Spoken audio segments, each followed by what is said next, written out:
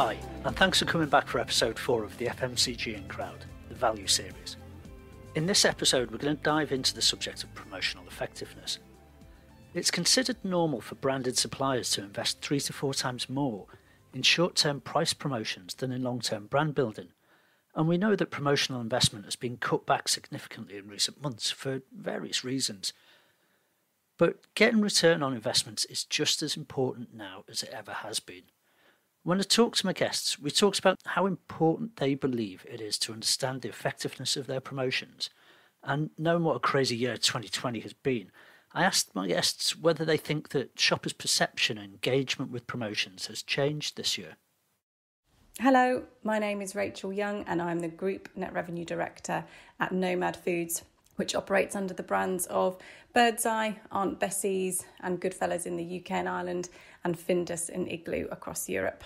We operate across 13 markets and my role is to support each of the markets to execute net revenue strategies effectively. Well, shoppers are looking to manage their overall spend, and we know that they are going to look at either product category switches or they're going to start thinking about promotions. So I guess the answer to your question is there is a distinction to be made here about promotional efficiency and promotional effectiveness. But either way, you still have to measure something. So one being, how much do we spend and how much do we make in return versus, which products create the biggest uplift and either drive share or category growth. So making the assumption that there is a level of volume on deal in whatever category you're operating in, to me, it is absolutely critical to analyse and measure the effectiveness and efficiency of your promotions. If you do it well, you can put the shopper at the heart and really think about where are the areas we should invest more in to drive that, to support those shoppers. Mm-hmm. In fact, I'd say it's fundamental. If you have any degree of significant volume on deal, if you don't measure your promotional effectiveness, I'd almost say, you have to go back and start again and do it. In terms of the returns from promotions, both thinking about efficiency and effectiveness, how do you think that's changed in 2020, given the whole situation with lockdown and changing consumer behaviours? I mean, there's lots of different parts of this question. So, we know in the last recession, volume on deal rose, and operating in frozen, that rose by about 3%, at least here in the UK. Since then, promotional volume on deal is higher than it was then. So your baseline is different. And that's almost an example of this microcosm now. Often our baselines are higher now, partly because promotions haven't been available and partly because people out of necessity have been slightly less price sensitive because they've been having these overriding drivers of safety and efficiency when it's coming to buy their shopping. But people have had less of an opportunity to buy on deal in most markets, mainly due to the security of supply. That's our number one priority, making sure we can get products to shoppers all the time. And if you took that, and share gain wasn't the name of the game, maybe there would be an opportunity to rebase how the category operates when it comes to promotional intensity for the benefit of everyone. And, going back to your question about the role of EDLP and the role of, ongoing shopper value. But I think promotions will continue to be important. And as I said before, our research says that actually in the future, because the entire category dynamic isn't going to change, promotions will continue to be, if not become even more important to shoppers moving forward. So overall volume on deal has dropped from around 30% to kind of low 20s across the total store, across total consumer packaged goods. Do you think that shoppers' perception of promotions or engagement with promotions has changed so far this year? I'm Kevin Nolan. I'm the Net Revenue Management and Commercial Strategy Controller at Bayer. I've been in revenue management for about 14 years now and very passionate around sustainably growing revenue. My view is promotions have become an element of wallpaper or expectation over a number of years. I'll go into a store and it will have promotions, and there's likely to be a lot of promotions on a myriad of categories I'm going to buy into on that mission, right? it's become part of the norm. And again, at other stages in my career, having seen the classic 2 for 2 on soft drinks when you're in a petrol station, there's absolutely no rationale for that promotion, really, because you have 2 cold drinks. By the time you finish the first one, the other one's warm, and you don't want it anyway because you just had one. But it's purely around just driving that incremental purchase all the time, which has been a big, a big promo lever for a number of years. Has consumer perception changed? As I say, there's an element of expectation. It's probably that challenge you talked around the Tesco piece now. If we're going to reduce that promotional intensity, right, well, I'd better come along with another big, clear, simple message, because people have an expectation around low price, to make sure they don't walk away from me as a result of that. Am I prepared to take down all of my 50% off, my bog offs, all my £1 items all the way down my store? Probably not. I need to replace that with something else to give my consumers value. What's the piece? The last recession, there was a big feeling that the big grocers lost out. Now they're being absolutely very vocal and committed that they're not going to lose this time, and doing what it takes through that EDLP strategy, through constant price communications. Consumers, they'll get it, they'll look at it and they'll buy, and they are now expecting these cheap prices. How are you going to deliver it to me? That's your choice. Okay, so what you're saying is that as long as there's the constant messaging there, and consumers or shoppers are getting the feeling that they are getting that value when they're in store, then that should play a part in keeping them loyal to that store. Yes, absolutely, Dan. Yeah. There is a message around, either you come in and there'll be a myriad of offers and you pick what you want, what you're going to buy into, or I'm just going to tell you before you get to store, don't worry, come here, you'll get the best prices. In terms of what you're seeing in promotions, do you think pre-post lockdown there's been a change in the returns that are being delivered through promotions? I'm talking about uplift versus base. I'm talking about investment efficiency, these kind of things. Do you think that has been affected by the changes in shopping behaviours? I'll be totally candid, Dan. The category I'm operating now in healthcare, we've had so many masked changes as a result of the COVID pandemic. I honestly couldn't reliably measure what's happened. We've seen on certain categories just a massive spike in purchase, anything that's around immunity and the vitamin side of our portfolio.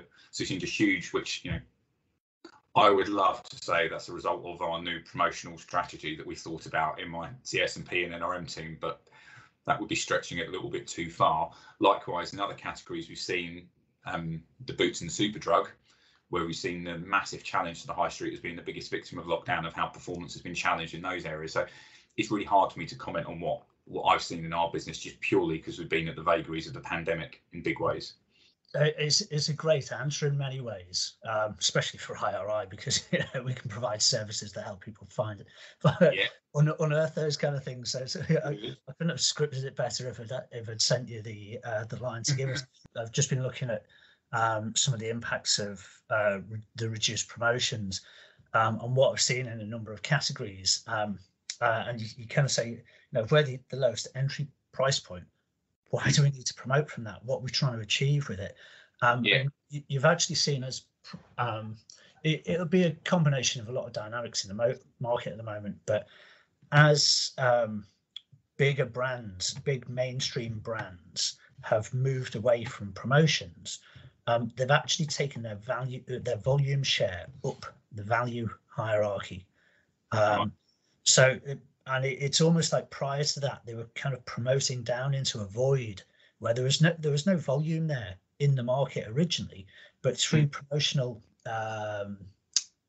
competitiveness, the promotions got sharper and sharper and sharper, and it's just moved that volume cheaper and cheaper.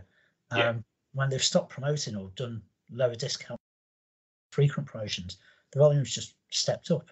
The value tier, people have kept buying it because they see the value in the brand. It's already the best priced branded product in the market. What's the point of actually promoting it to a cheaper price, except for seeing somebody else do it and competing against that promotion. Exactly, and thinking because they do it, we must do it. And there's a massive piece in all of this around conduct and behaviour. We look across and see what everyone else is doing all of the time, as you've done throughout your career as well, Dan. And there's that element of, right, well, just because someone's doing it, is it right for us? And always be prepared to ask that question. And is it genuinely driving category value for the retailer? And is it driving, the right returns for our shareholders? My name's Phil Morgan. I work for Premier Foods. I've been with the business for 8 years, and my job title is Commercial Planning and Execution Director. So that means I cover off strategic pricing, a commercial planning team, customer marketing team, and a field sales team. How important is the measuring of that promotional effectiveness to a business like yours? I think the thing which I think about more so now than ever is being clear about what we're trying to achieve in the first place by running these promotions. And it's not because we did it last year, it's about what are we trying to achieve and what are the what's the objective. So whether it is to drive trial and penetration and getting our product into as many shoppers' hands as possible as a launch of a bit of innovation, well, that may be the primary metric of success of a promotion, not the commercial, financial delivery of it. Sure, there'll be some metrics around that, but understanding what you're trying to achieve is a really key thing to start. I don't think we think enough about proper diligence and rigor around that in all cases, because usually things default to, well, what's the incrementality, what's the return on investment, those kind of financial equations. I think they need to be part of a balanced set of objectives that we assess the effectiveness of our investments. Probably not on everything. We need to kind of draw a line in terms of the feasibility of administering those kind of the analyses across all of our different parts of our range and complexity. So but I do think there is it's important to understand also the broader effectiveness of it. So it may be that it's about driving trials, but it also might be about ensuring that we've got factory utilization and we've got driving efficiency through the supply chain. And I think that's a part of the broader consideration within return on investment. And I think it becomes more and more a bit more complicated, but equally I think it's the right conversation to have. Is that you need to, with any of these things, Dan, you know what it's like. It's never about one thing. It's always about a balance of different plates that you're trying to keep spinning. And I think some have more relevance than others in different situations. And I think having that more not sophisticated, more balanced view across different metrics and understanding that some may have to be compromised in the favour of others, but it's towards a defined goal, and we're able to compromise some in the kind of desire to achieve the end game. I think is an important and kind of it's just a grown-up kind of way of looking at everything and not being as blunt as, well, it didn't hit its forecast volume or. And I think that's from a very internal perspective, but I think the sophistication of understanding the cannibalization impact for our customers and the category benefit of running promotions and all the things we were talking about before, it takes it to the next stage. And obviously there may be some assumptions that need to be kind of made around that, but we need to be thinking that it's not just, we need to understand the effectiveness through the end-to-end supply chain. There's a suspicion that shoppers are spending less time in store, or certainly sticking more to a list, less time browsing, not feeling as comfortable in store, so want to get out. And therefore, that in itself would reduce the amount of impact that a promotion can have on a shopping decision, because you're not browsing around and you're not quite as engaged during your journey as you would be. but also put on top of that the fact that a load of purchases have been forced into the kind of CPG retail space. It means that the base rates are higher. So to achieve the same kind of peaks off a higher base seems logically more challenging. So it's kind of what we're expecting to see once the kind of dust has settled and we can look at a good set of data. Would you agree that they're possibilities, or is there anything there that you're not seeing play out at the moment? I'd agree with that. I mean, in a number of categories that we've seen, our non-promoted sales gradually rise as a result of that channel shift, as you say, and online obviously growing like exponentially compared to what it has before. Everyone's saying the same things on that, but you're right. Return on investment in these with inflated bases makes it more challenging to drive the same return on investment that previous lower base volumes would realize. I think that I'm interested in the sustained purchasing shift towards online and how that affects promotional participation and uplift in store, and whether that's easy to get hold of and understand. Because that's always been a little bit of a dark art, certainly in terms of the split between online and in store. And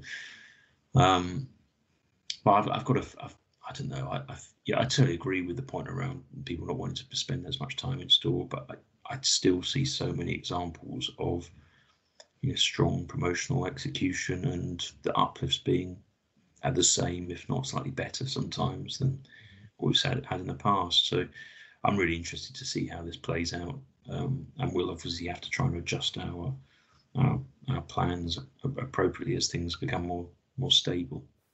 That was a really broad-ranging discussion, but I would say there is a general consensus that controlling promotions based on their efficiency and effectiveness is absolutely paramount, and that's because thorough commercial control is a core principle of good revenue management. Whilst there has been a variety of impacts on promotional performance this year, it is expected that getting your promotional mix right will be more important going into 2021. This will be to ensure that you remain competitive and you can influence the right shopper behaviours. However, there's a trend in the market for reducing promotions, so influencing promotional strategy is challenging, especially as retailers are more resolute in their commercial strategies thanks to the use of more advanced analytics. So understanding where the win-wins are for brands and categories will give you the strongest basis for a productive discussion. IRI's price and promo modelling can give you the most complete view of category impact and cannibalisation. And our new promo track solution allows you to see trends across the market and the total store so that you have a more informed conversation. It will always be important to have control of such a huge investment. So if these challenges are present in your business, IRI can help plot the path to growth.